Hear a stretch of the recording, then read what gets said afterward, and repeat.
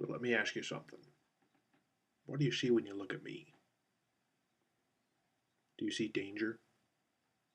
Do you see a threat? Do you see a guy that wants to get money, or do you see a guy that wants the society to be a better place to live in? Or would you prefer if Tom Richardson did a movie review of The Equalizer? Then you can look at me and tell me that you know who I am.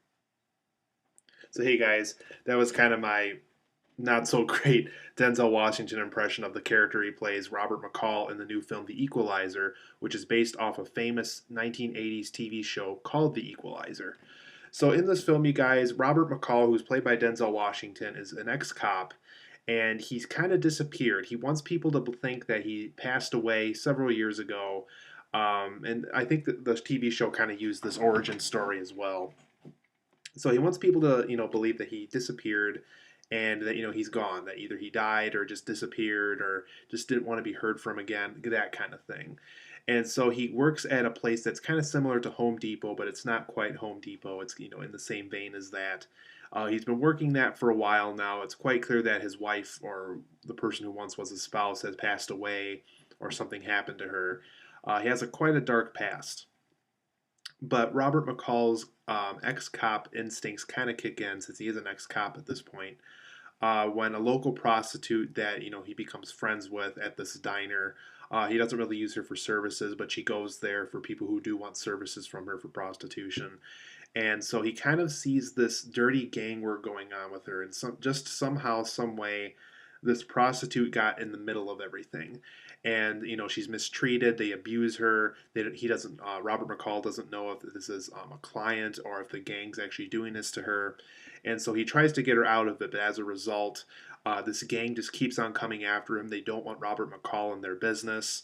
Um, people, these criminals in this gang start to figure out where he lives. So basically, Robert McCall, in the spirit of kind of a different approach for vigilantes, since he is kind of one of those characters in this, he offers them money. He, offers them a chance to be good, and they can take that route that he offered them. But if they don't take it, obviously, since he's a cop or once was a cop, he can kind of take consequences into his own action and uh, provide consequences for those who wish not to become this good person with a better direction on how to handle these kind of situations with this dirty gang work, this gang work, and so forth.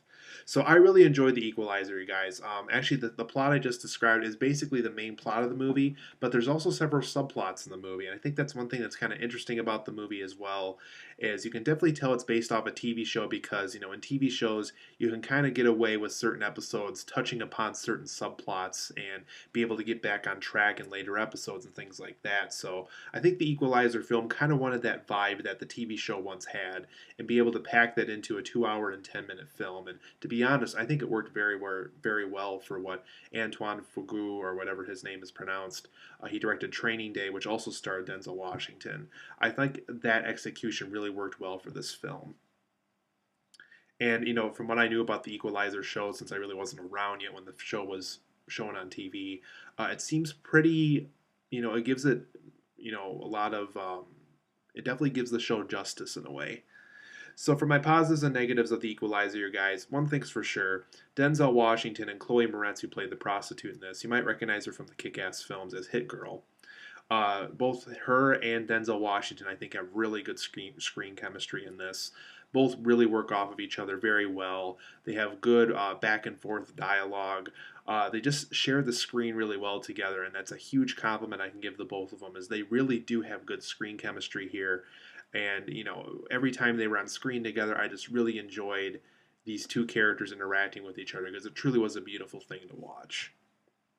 There's a subplot in this film that regards Robert McCall, once again Denzel Washington, helping somebody he works with at his job, trying to become a security guard that he's wanted to do for a long time.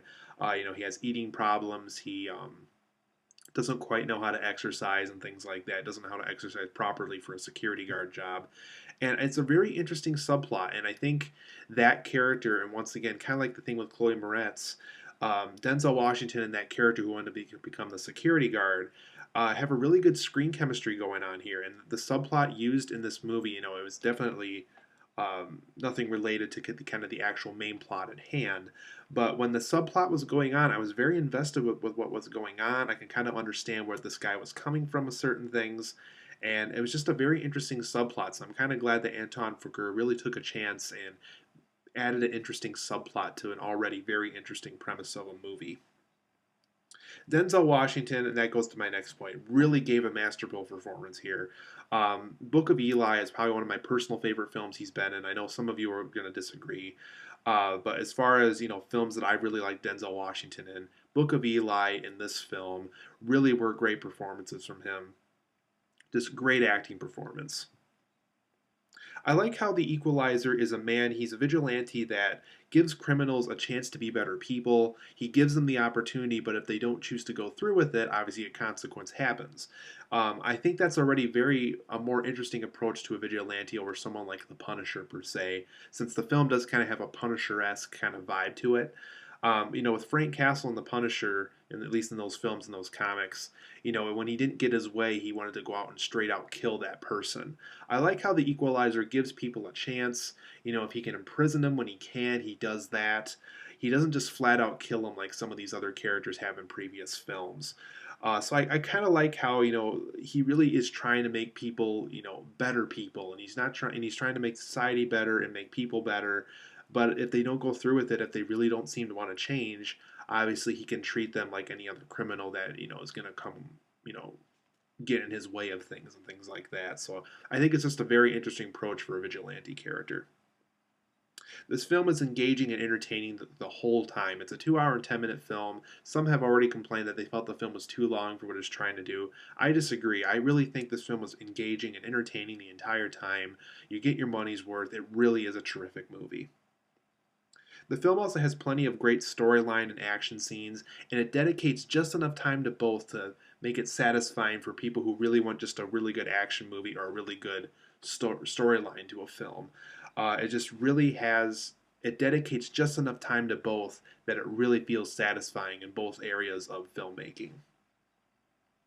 For my negatives of The Equalizer, you guys, I really do think Chloe Moretz's character had too little of a screen time. I really wanted her character to have a bigger, dominance in the film, because we really only see her in the first act of the film, and we see her towards the end of the film, and that's about it. We don't really see her at all in the second act of the film, and I don't even think she's brought up at all, to be honest. And that's really too bad, because her and Denzel Washington once again had great screen chemistry here, and it's really too bad that more minutes of the film couldn't have been dedicated to the two of them. And then for my next point about negatives, this film unfortunately isn't too original. So if you're looking for an original take on the Equalizer, if you love watching the TV show and so forth, unfortunately this isn't the most original take I think we could have gotten of the character. It very much is in the spirit of the Punisher in Drive and Taxi Driver. It's very much, it feels like that most of the time in this film. So for those who are really hoping for an original take on the Equalizer, you might be a little disappointed, because it is a very mainstream approach to the character. But to tell you the truth, I really liked what was going on here, and it was so well written that the fact that it wasn't super original was already kind of pushed to the side for me, just because what I was seeing here was really high quality material for the most part.